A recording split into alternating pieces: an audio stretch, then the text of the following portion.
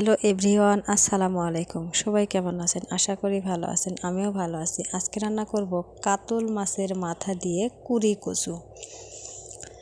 কাতল মাছের মাথা দিয়ে কুরি কচু আজকে প্রথম রান্না, জানি না কেমন হবে। আমি চুলাতে করে দিয়ে পেঁয়াজ মরিচ হালকা বাদামি কালার করে ভেজে নিয়েছি। এর মধ্যে দিয়ে দিলাম আদা, রসুন এবং জিরা বাটা। পরিমাণ মতো এই মশলা দিয়ে তেলের সাথে ভালোভাবে কষিয়ে নিতে হবে। মশলার কাঁচা গন্ধটা চলে যাওয়া পর্যন্ত কষাতে হবে। এবারে দিয়ে দিলাম লবণ, হলুদের গুঁড়া আর মরিচের গুঁড়া, এগুলো পরিমাণ মতো দিয়ে দিতে হবে। মশলাগুলো কষানো হয়ে গেলে আমি দিয়ে দিলাম কাতল মাছের পরিষ্কার করে ধুয়ে রাখা মাথা। এখানে মাছের লেজের অংশটুকু ছিল, একটা দুইটা মাছের পেটিও ছিল। এই সবগুলো দিয়ে আমি কুরি কচু রান্না করব। মাছগুলো কষানো হয়ে গেলে দিয়ে দিলাম পরিষ্কার করে ধুয়ে রাখা কচুগুলো।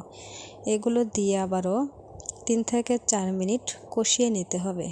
কচুগুলো অনেক সুন্দর, দেখে অনেক সুন্দর, তাড়াতাড়ি সেদ্ধ হয়ে যাচ্ছে। খুব সুন্দর এই কচুগুলো। ভালো করে কচুগুলো সেদ্ধ করে নেব। কষানো হয়ে গেছে, কচুগুলো মোমের মতো সিদ্ধ হয়েছে, দেখতে খুব সুন্দর লাগতেছে। কালারটা মাশাআল্লাহ অনেক সুন্দর হয়েছে। কষানো হয়ে গেলে এবারে দিয়ে দিলাম পরিমাণ মতো পানি। বলক আসা পর্যন্ত অপেক্ষা করতে হবে। আপনারা যারা আমার চ্যানেলটি সাবস্ক্রাইব করেননি, দয়া করে অবশ্যই চ্যানেলটি সাবস্ক্রাইব করে দিবেন। বলক চলে এসেছে, আরও 3 থেকে 4 মিনিট রান্না করে নেব। আমি একটু ঝোল সহকারে নামিয়ে নেব। এবারে দিয়ে দিলাম ভাজা জিরার গুঁড়া।